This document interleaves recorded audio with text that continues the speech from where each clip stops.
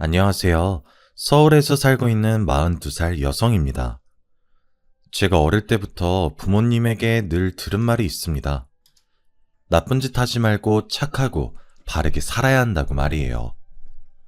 하지만 3년 전에 그 일을 겪은 후론 제 생각이 완전히 달라졌습니다. 사람이 너무 착하고 선하게만 살면 안 된다는 사실을 깨닫게 된 것입니다. 제 남편은 늘 착하고 남을 먼저 배려하던 사람이었는데 결국 그것 때문에 엄청난 불행을 맞이하게 되었죠. 나쁜 일을 한 인간들이 벌을 받게 되는 것도 영화 속에서나 존재하는 것이었습니다. 현실에서는 늘 악하고 나쁜 인간들이 이기는 법이었죠. 대학을 졸업하고 처음으로 직장 생활을 하게 될 무렵이었습니다.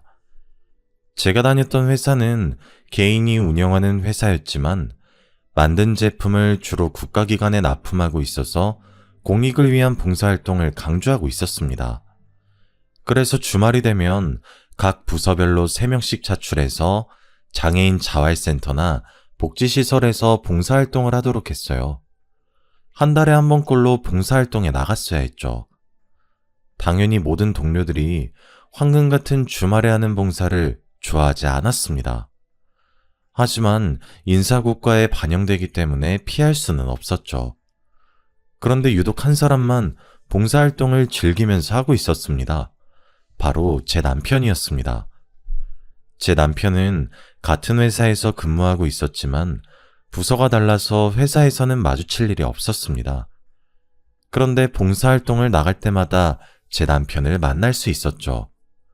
제 남편은 다른 직원들보다 열심히 봉사활동을 했습니다.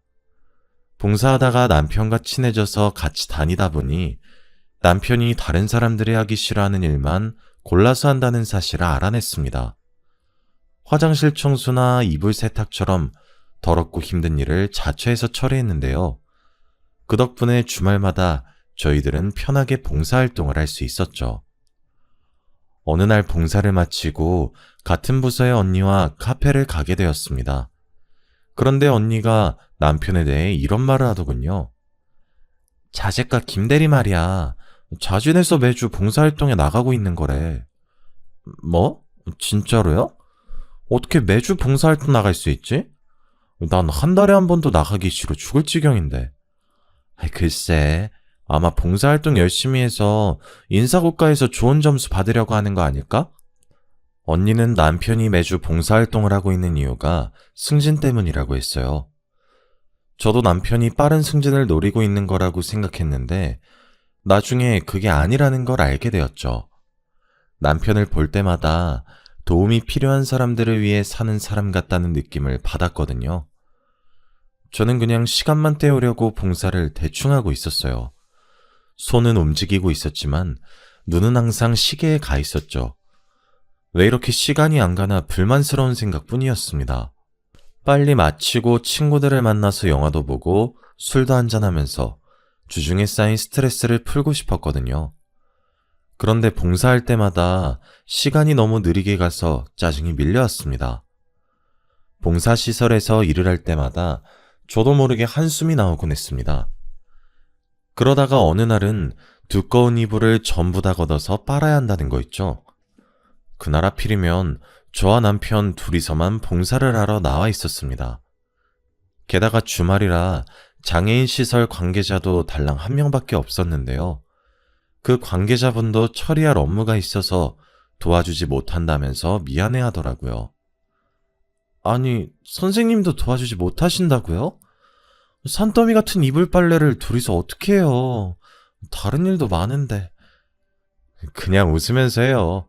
어차피 해야 되는 일이잖아요. 네? 민준 씨는 이게 아무렇지도 않아요? 민준 씨가 다 할 것도 아닌데 이런 건 못하겠다고 항의해야죠. 저는 그냥 하자고 말리는 남편이 짜증났지만 남편은 불평하지 않고 빨래를 시작했습니다. 그러면서 제게 이런 말을 해주더라고요. 언젠간 다른 사람의 도움을 받아야 할 수도 있잖아요. 지혜씨 많이 힘들면 이불 옮기는 것만 도와주세요. 민준씨, 아니에요. 저도 도울게요. 이것부터 옮길까요? 남편이 하는 말에 큰 감동을 받아서 남편이 다르게 보이더군요. 그때부터 남편과 함께 봉사하면서 많이 배우게 되었습니다. 저도 모르게 남편을 좋아하게 돼서 그럴까요? 이상하게 주말마다 하는 봉사가 지루하지 않고 재밌어졌습니다.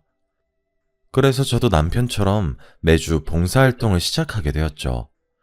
그만큼 남편과 가깝게 지나게 되었는데 얼마 지나지 않아서 회사에서 저희들이 연인 관계란 소문이 퍼졌습니다. 그 소문을 계기로 사귀게 되었다가 결혼까지 하게 되었습니다. 결혼 후에도 남편이 정말로 착하다는 사실을 알게 되었죠. 시어머니께서 남편이 어릴 때부터 남의 부탁을 잘 거절하지 못했다고 하더라고요. 제가 인사드리러 갈 때마다 착하고 여린 성격이라 너무 걱정이라고 하셨어요. 민준이가 저번에 과로로 쓰러졌다며? 자기가 다 못할 거 알면서도 남이 부탁하면 거절할 줄 모르니까 걱정이야. 민준이는 너무 착해서 탈이지. 동생처럼 야무진 면이 없어. 네, 그러게요. 저희 남편도 서방님처럼 똑 부러져야 할 텐데. 어머님 앞에서 똑 부러진다는 표현을 썼지만 서방님은 냉정하다고 느낄 정도로 아주 이기적이었습니다. 절대로 자기한테 손해가 되는 일은 하지 않았죠. 당연히 자기 것을 양보하는 일도 없었습니다. 이익을 챙겨야 할 때는 눈에 불을 켜고 달려드는 면이 있었거든요. 그에 비해 동서는 순하고 부드러운 성격이었습니다. 그래서 저는 남편과 서방님을 반반씩 섞어 놓으면 딱 좋겠다는 생각을 하고 있었죠. 결혼 전에는 남편이 어려운 사람들을 돕는 일에 적극적이란 사실을 알고 있었습니다. 그걸로 싸우게 될 줄은 몰랐는데 결혼하고 나서 보니 남편의 오지랖이 단점으로 보이더군요. 남편은 자선단체에 과하다 싶을 정도로 기부를 하고 있었습니다. 매일 여러 단체에 기부하느라 수십만 원은 기본으로 쓰고 있었는데요. 그 사실을 알게 되자마자 기부를 조금만 줄이자고 했습니다. 하지만 남편이 절대 안 된다고 하더군요. 여기서 더 줄이라고? 절대 안 돼. 당신이랑 결혼한다고 많이 줄인 거야. 더 이상 줄일 수 없어. 여보, 우리가 잘 버는 것도 아니고 이렇게 많이 기부하면 어떡해? 우리 이세 생각해서 조금만 하자. 시댁에서도 이 이야기로 싸우기 시작하자 서방님이 나서서 바보 같은 짓 좀 그만하라고 하더군요. 아직도 그걸로 싸우고 있는 거야? 민준아, 네가 아무리 주머니 털어봐야 엄발의 오줌 누기야. 걔네들이 행복해지거나 출세하는 것도 아니니까 괜히 쓸데없는 짓 하지 말고 형수님이나 잘 챙겨. 곧 애도 생길 텐데 네 가정에 집중해야지. 그래, 네 말도 맞아. 앞으로는 내가 알아서 조절할 테니까 걱정하지 마. 남편이 서방님 말에 불편해하면서도 저한테처럼 반박하지 않더라고요. 중학생 때부터 동생이랑 안 맞는 것 같다고 하더니 아무래도 동생이랑은 사이가 가깝지 않은 것 같았습니다. 서방님 앞에서 말은 이렇게 하고 기부금을 줄이진 않았죠. 그러다 2년 뒤에 딸을 낳게 되었습니다. 확실히 자식이 생기니 남편도 달라졌습니다. 기부금을 줄이고 그 돈으로 새로운 통장을 하나 만들더군요. 제가 무슨 통장을 만드는 거냐고 물어보니 남편이 웃으면서 이야기해 주었습니다. 이 통장은 우리 하늘이 위한 거야. 기부금 좀 줄이고 우리 하늘이 초등학교 졸업할 때까지 대학 등록금 좀 모아보려고. 나도 따로 모으려고 했는데 잘 됐다. 우리 같이 모으자. 앞으로 얼마씩 모으면 될까? 남편이 기부금을 줄이고 등록금을 모으겠다고 하니까 너무 기분 좋더군요. 남보다 가족들의 미래를 챙기겠다고 나서니 저로서는 반가운 일이었습니다. 그러다 제가 딸을 낳은 뒤로 몸이 약해져서 회사를 그만두게 되었습니다. 전업주부로 육아와 남편 뒷바라지에만 전념하기로 했는데요. 젖먹이 딸을 키우는 일은 생각보다 쉽지 않았습니다. 1년 정도 육아 스트레스에 시달리며 밤마다 울면서 보채는 딸 때문에 매일 잠을 설치게 되었습니다. 잠을 못 자게 된 만큼 신경도 예민해졌는데 남편이 옆에서 도와주어서 다행이었습니다. 돌을 넘긴 딸이 걸음마를 시작하면서 스트레스도 한결 줄어들었죠. 그러다 2년 후에 서방님이 대전에 있는 지사로 발령을 받게 되었습니다. 동서와 주말 부부가 되었다는 소식에 동서와 시간을 보내게 됐죠. 처음 두어 달은 매주 서울로 올라와서 동서와 저희 부부 셋이서 식사를 같이 하게 되었습니다. 그렇게 몇 달이 더 지나자 일이 바빠졌는지 서방님이 한 달에 한 번만 서울에 올라오겠다고 하더군요. 그만큼 동서와 식사하거나 같이 어울리는 시간이 많아졌습니다. 그런데 그때부터 남편의 행동이 이상해지기 시작했어요. 남편과 동서 사이가 뭔가 수상하다는 느낌이 들었거든요. 동서에게서 전화가 오는 일이 잦아지고 있었습니다. 이상하게 동서에게 전화가 오면 남편은 제 눈치를 보면서 전화를 받았어요. 재수씨, 네네, 지금 통화가 곤란하니까 제가 다시 전화드릴게요. 제가 전화 받아도 된다고 말해도 나중에 걸겠다고 하더군요. 그렇게 전화를 끊은 남편은 저 몰래 동서와 전화를 했습니다. 남편이 동서와 수시로 전화통화를 한다는 것도 이해가 안 됐지만 제가 없는 틈을 타 귓속말을 하는 모습을 보여주기도 하였습니다. 그러다 얼마 뒤 뜻밖의 장면을 보게 되었죠. 시어머니 생신이라 가족들이 다 같이 식사를 하기로 한 날이었습니다. 제가 식당을 예약했는데 갑자기 서방님이 급한 일이 생겨서 서울에 못 온다는 연락을 하셨습니다. 저는 그러려니 하고 시어머니 생신 축하 인사를 드리고 즐겁게 식사를 하고 있었죠. 그런데 어머님께서 식사가 마음에 안 드시는지 젓가락으로 뒤적거리다가 한숨을 내쉬며 말씀하셨습니다. 민기는 계속 일이 바쁜 거냐? 통 얼굴을 볼 수가 없네. 시어머니가 동서를 쳐다보면서 물으니까 동서가 깜짝 놀랐는지 어깨를 움츠리더라고요. 그러면서 힐끔 주변 눈치를 보면서 대답하였습니다. 네, 그런가 봐요. 뭔가 걱정이 있는지 어두운 표정으로 식사도 하는 둥 마는 둥 하더니 동서가 슬며시 밖으로 나가버리더라고요. 그러자 남편이 또 제 눈치를 보며 동서를 따라 나갔어요. 처음에는 동서가 화장실에 갔을 거라고 생각했는데 동서도 남편도 들어오지 않더군요. 결국 시어머니께서 숟가락을 놓고 제게 말씀하셨어요. 얘들은 밥 먹다 말고 나가서 뭘 하는 거니? 네가 좀 나가봐라. 네, 제가 나가볼게요. 어머님은 식사하고 계세요? 제가 시어머니 말을 듣고 밖으로 나와서 동서와 남편을 찾아봤습니다. 주차장 쪽에서 울음소리가 들려 나가보니 동서와 남편이 나란히 앉아있는 게 보였습니다. 둘이 구석에 있는 난간에 걸터앉는 것도 모자라 남편이 동서 어깨에 손을 얹고 눈물을 닦아주고 있었죠. 남들이 보면 둘이 부부라고 오해할 정도로 사이가 가까워 보였습니다. 그래서 제가 크게 헛기침을 하며 다가갔는데요. 여보, 여기서 뭐해? 어머님이 기다리셔. 얼른 들어와.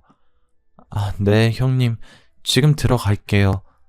근데 동서, 무슨 일 있어요? 왜 울고 있어요? 제가 왜 우는지 물어보는데도 동서가 급히 일어나서 식당 안으로 들어가더라고요. 남편도 들어가려고 하길래 급하게 팔을 붙잡았죠. 당신이 말해봐. 도대체 무슨 일이야? 동서가 왜 울고 있고 당신이 왜 위로해주고 있는데? 뭐 별일 아니야. 민기랑 다툰 것 같아. 근데 당신이 위로해주고 있었다고?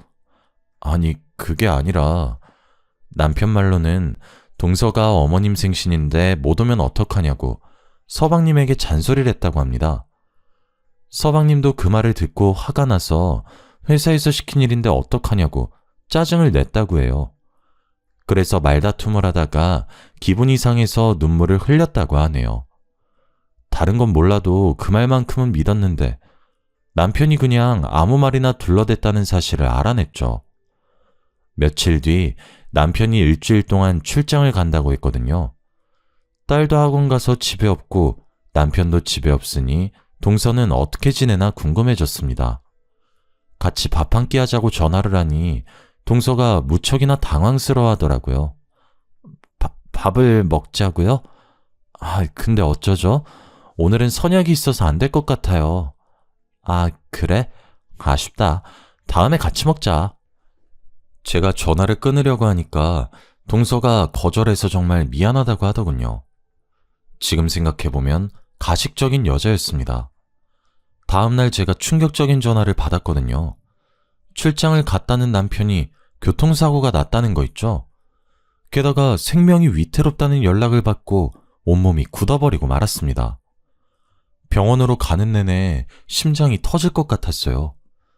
그저 남편이 무사하기만을 바랬는데요. 모 대학병원 중환자실에 들어서니 익숙한 모습이 눈에 들어왔습니다. 남편 옆에 동서가 누워있는 거 있죠? 들어올 때 경찰들이 있던 게 생각나 다시 밖으로 나가 경찰들을 찾았습니다. 그래서 경찰을 붙잡고 교통사고 나서 들어온 남자가 여자랑 같이 있었던 거냐고 물었죠. 그랬더니 경찰이 남편 차에 동서가 같이 타고 있었다고 이야기해 주었습니다. 출장을 간 남편 차에 동서가 왜 타고 있었는지 이해할 수가 없었습니다. 그런데 경찰이 더 충격적인 말을 해주더군요. 차량 블랙박스를 바탕으로 사건을 조사해보니 남편과 동서가 불륜관계였단 것이었습니다. 저희는 두 분이 부부관계인 줄 알았습니다.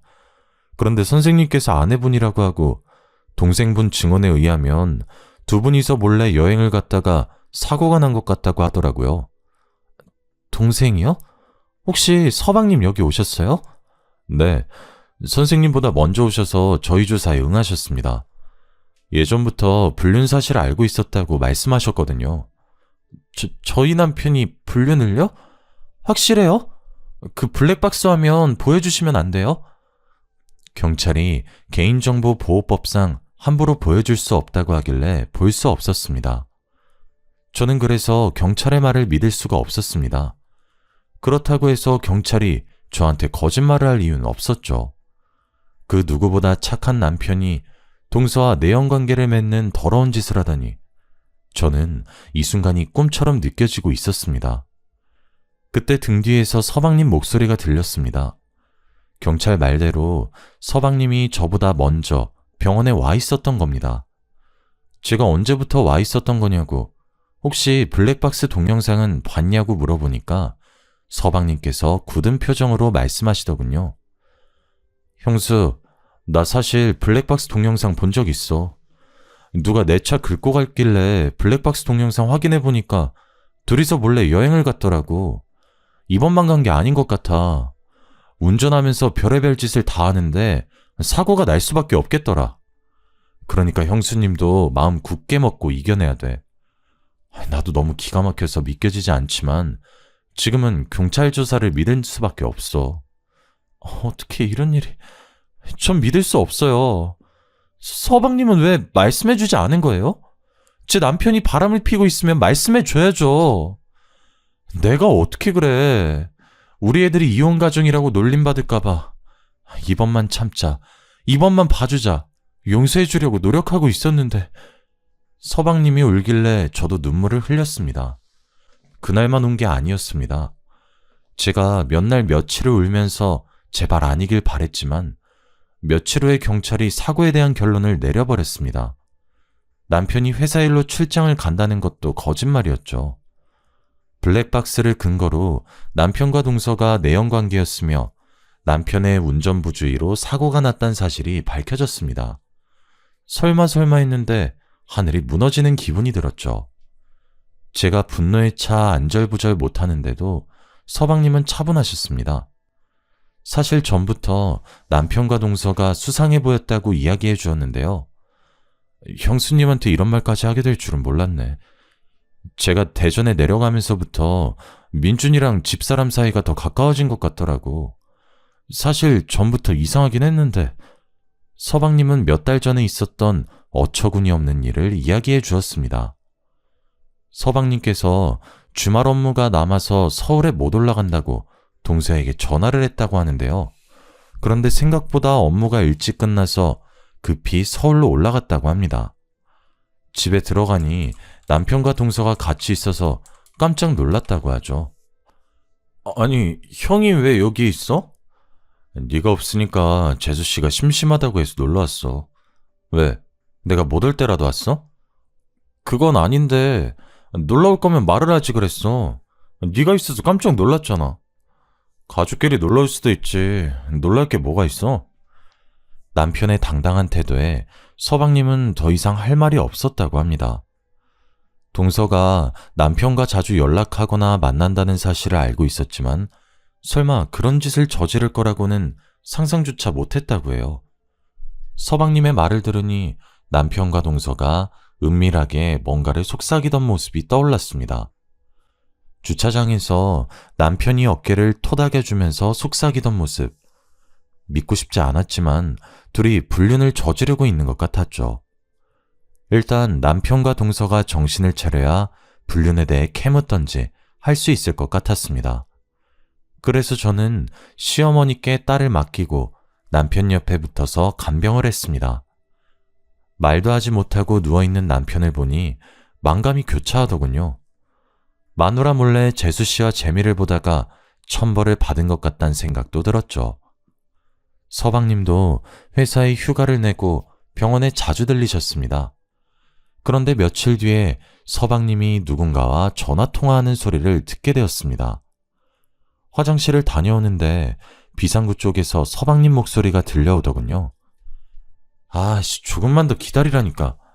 의사가 그러는데 둘 다 의식 돌아올 가능성이 거의 없대. 그러니까 안심해. 하여튼 저것들이 빨리 없어져야 마음 놓을 텐데. 그 말을 듣는 순간 등골이 섬찟해지더라고요. 그날만 그런 것이 아니었습니다. 서방님이 자리를 비운 날 담당 간호사가 제게 다가오더니 간호사실로 따라오라고 하는 거 있죠? 그 간호사를 따라가자 제게 이상한 말을 해주었습니다. 일주일에 한두 번 오시는 분, 김민준 보호자분 동생 되시죠? 그 보호자분 진짜 이상해요. 형님분 휴대폰에 엄청 집착하더라고요. 네?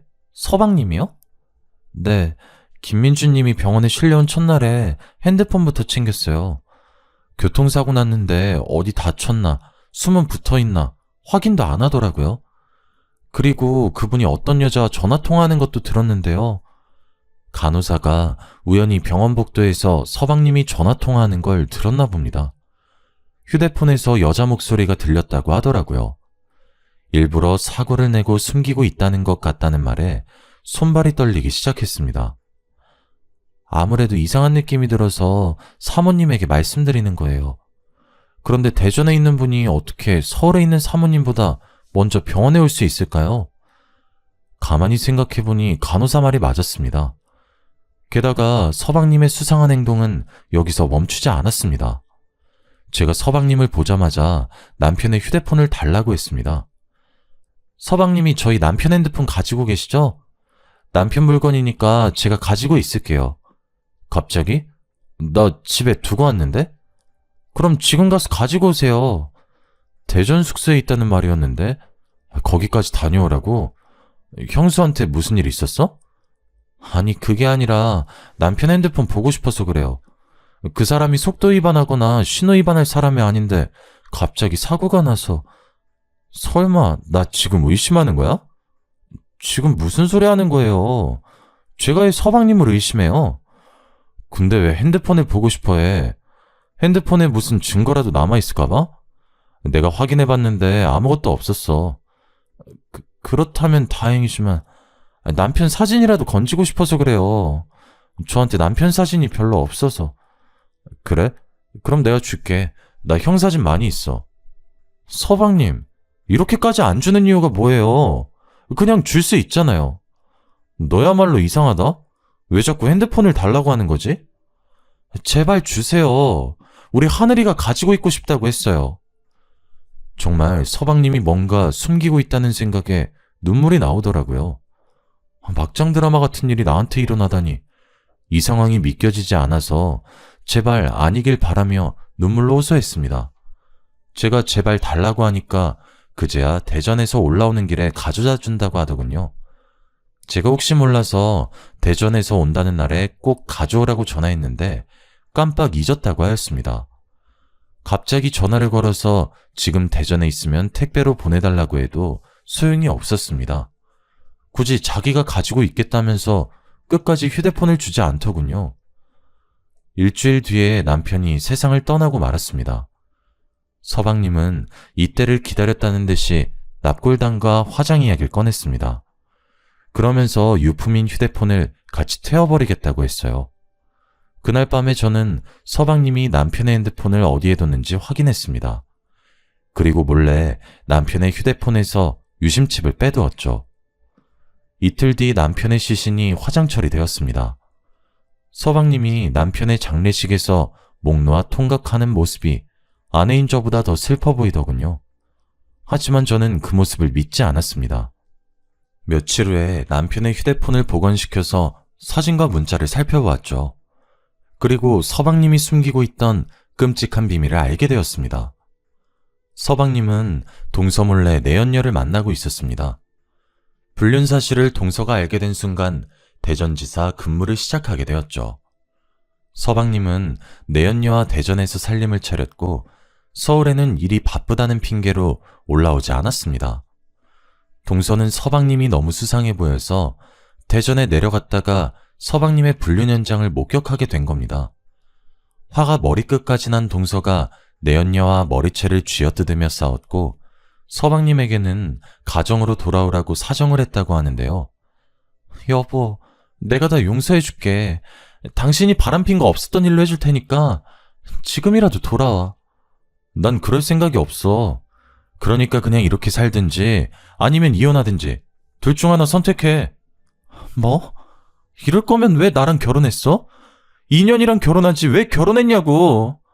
나도 후회돼서 이러는 거 아니야. 그러니까 이혼하자고. 안 돼, 여보. 난 이혼 못해. 이러지 마, 제발. 동서는 서방님을 사랑하고 있어서 절대 이혼할 수 없다고 매달렸다고 해요. 하지만 서방님은 내연녀를 포기하지 않았다고 하죠. 동서는 고민 끝에 남편에게 부탁해 동생을 말려달라고 부탁했나 봅니다. 동생과 남편이 서방님을 어떻게 하면 좋을지 의논했고 이번에는 남편이 대전에 내려가서 가정을 지키라고 서방님을 설득했다고 하는데요.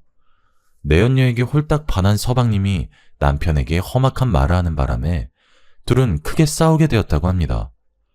김민기, 너 지금 나한테 욕했어? 너 이러다가 재수 씨한테도 욕하겠다? 도대체 이게 뭐 하는 짓이야? 사람이 지켜야 할 도리라는 게 있는 건데 지금 네가 하는 짓은 사람이 아니라 짐승들이 하는 짓이란 말이야. 뭐? 이 자식이... 그래, 너 잘났다. 잘난 넌 도리 지키면서 살아. 짐승 같은 나는 개돼지처럼 아무년하고 붙어먹으면서 살 테니까 당장 꺼져. 잠깐만 민기야. 이러지 말고 대화하자. 어? 남편은 서방님한테도 쫓겨나고 있는 와중에도 어떻게든 설득하려고 했습니다. 문자나 전화통화에도 이런 흔적이 남아있었죠. 대전에서 벗어나 집으로 다시 돌아가는 길에도 제 남편은 동서를 위로하기 바빴죠. 그 녹취록이 핸드폰에 다 남아있었습니다. 제일 최근에 찍힌 문자 내역을 보니 남편이 마지막 방법을 쓰러 가자고 제안한 대화가 남아있었습니다. 재수씨, 이렇게 된 이상 마지막 결단 내리셔야 합니다.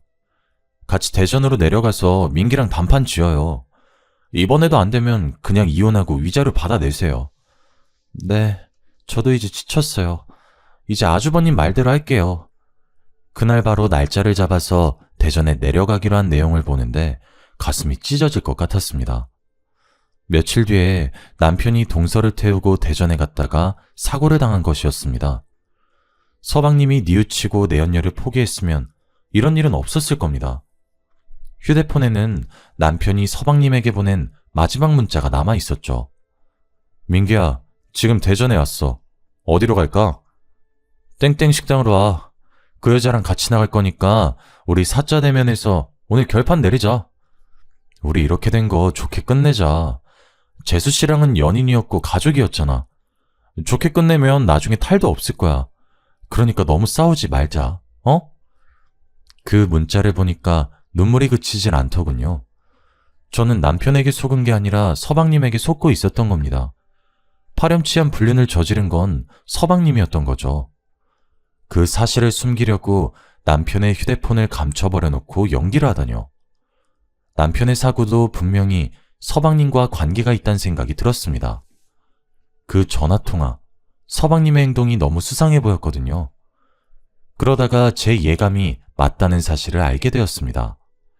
제가 실마리를 찾으려고 남편과 서방님, 그리고 동서와 내연녀가 마지막으로 만났던 식당에 가보기로 했습니다. 그리고 식당 주인을 불러달라고 말하고 남편 사진을 보여주면서 물어보았죠. 혹시 이 사람들 기억하고 계시나요? 얼마 전에 이 사람들이 여기 왔었는데. 제가 서방님이랑 동서 사진까지 보여주니까 주인이 무언가 생각난 눈치더라고요. 네, 기억나죠. 근데 혹시 무슨 일이라도 생겼나요? 식당 주인이 조심스럽게 제게 물었다가 남편과 동서의 교통사고 소식을 듣고 깜짝 놀랐습니다. 그리고 주인이 경악스러운 말을 내뱉는데 그 말을 듣고 당장 경찰서로 달려갈 수밖에 없었죠. 제가 경찰들을 데리고 서방님의 집에 들이닥치자 서방님이 내연녀와 같이 낄낄거리다가 벌떡 몸을 일으켰습니다. 뭐야? 당신네들 이렇게 들어오는 게 어딨어? 김민규 씨, 당신을 살인 혐의로 긴급 체포합니다. 출동한 경찰들이 살인 혐의로 서방님의 손목에 수갑을 채웠고 내연녀도 경찰서로 끌려가게 되었습니다. 경찰서에 도착한 서방님과 내연녀는 뻔뻔스럽게도 살인이라니 말도 안 되는 소리 하지 말라고 큰 소리를 치더군요. 하지만 경찰이 식당 주인의 진술한 녹취한 파일을 들려주자 둘의 얼굴에서 핏기가 사라지고 말았습니다. 식당 주인 증언에 따르면 식당에 도착한 네 사람이 처음에는 크게 말다툼을 했다고 합니다. 가정을 포기하는 한이 있어도 이 여자 절대 포기할 수 없어. 그러니까 지금 당장 이혼하자고. 뭐? 지금 당장 이혼하자고? 웃기지 마. 이혼 소송에서 당신이 가진 돈 전부 다 위자료로 받아낼 거야. 서방님은 합의 이혼을 하자고 했지만 남편과 동서는 위자료를 청구하겠다고 맞선 겁니다. 이혼 소송할 변호사까지 구해뒀다는 말에 서방님과 내연녀가 밖으로 나가서 뭔가 밀담을 나눴다고 하는데요. 그 밀담을 식당 주인이 듣게 되었다고 합니다. 고기를 구울 숯불을 피우느라 밖에서 일하고 있었는데 서방님과 내연녀는 누가 듣고 있는 줄 몰랐던 거죠. 아, 좋게 이혼하자고 할 땐 언제고 위자료를 달라고 하네. 저것들이 한통속 돼서 나를 뜯어먹으려고 설치는데 어떻게 하지? 가만히 있다가는 당신 돈 전부 다 날리겠는데? 내가 보니까 전현이 돈독이 단단히 오른 것 같아. 원래 나 없으면 죽을 것 같다고 찔찔 짜던 앤데 김민중 그 자식이 옆에서 바람 넣어서 그런 거야. 미친 자식. 죽여버리고 싶어. 여기엔 다 담진 못했지만 서방님은 남편과 동서에게 입에 담기 힘든 욕을 했습니다. 그걸 들은 내연녀는 더 엄청난 말을 내뱉었죠. 그럼 죽여버리자. 아무도 모르게 죽일 방법 알고 있어. 식당 주인은 그 말을 듣고 가슴이 철렁 내려앉았다고 합니다. 장난삼아 하는 말이 아니라는 걸 알고 그때부터 둘의 행동을 유심히 살폈다고 하는데요. 내연녀가 약국으로 달려가자 자리로 돌아온 서방님이 동서에게 갑자기 원하는 만큼의 위자료를 주겠다고 약속했습니다. 그래, 이렇게 된 거 전부 다 내 잘못이니까 당신이 원하는 만큼 위자료 줄게. 머리 아프게 소송 같은 건 하지 말자. 뭐? 정말로? 동서는 서방님이 자리 비운 내내 울다가 눈물을 뚝 그쳤다고 해요. 서방님은 그런 동서를 살살 달래서 합의를 봤다고 하죠. 그리고 내연녀는 서울로 돌아가려는 남편에게 수면제가 든 피로회복제를 주었다고 합니다. 가는 길에 이거라도 드세요. 밤도 깊은데 서울까지 가시려면 피곤하실 거예요. 피로회복제 사러 약국 가신 거였어요? 갑자기 약국 가셨다길래 어디 아프신 줄 알았어요. 아니요, 아프긴요. 하나도 안 아파요. 민준 씨도 아프지 마세요. 식당 주인이 아프지 말라는 말을 듣는 순간 피로회복제 속에서 뭔가를 집어넣어 놓고 착한 척 미소 짓는 내연녀의 모습이 무서웠다고 말해주었습니다. 그리고 남편과 동서가 서울로 출발하자 그 인간들도 급하게 차를 몰고 같은 방향을 갔다고 하죠. 남편과 동서가 처참한 사고를 당했다는 소식을 듣고 기뻐했을 두 짐승을 상상하니 속이 부글거립니다. 사실 그 사고는 짐승들이 의도했던 대로 운전을 하던 남편이 약에 취해 잠이 들었다가 도로 밑으로 추락한 사고였습니다. 더 충격적인 건 동생은 죽고 아내는 의식불명인데도 서방님은 여전히 내연녀와 놀아나면서 남편의 재산까지 가로챌 궁리를 하고 있었던 겁니다. 경찰은 식당 주인의 진술을 바탕으로 둘에게 살인 공모를 추궁했지만 이미 인간이기를 포기한 것들은 끝까지 부인했죠. 경찰은 내연녀가 피로회복제를 사기 위해 들린 약국을 찾아내 피로회복제를 수면제와 함께 샀다는 사실을 알아냈습니다. 식당 근처에 있던 방범 카메라에서 내연녀가 피로회복제 병에 뭔가를 넣는 모습도 확보했는데요.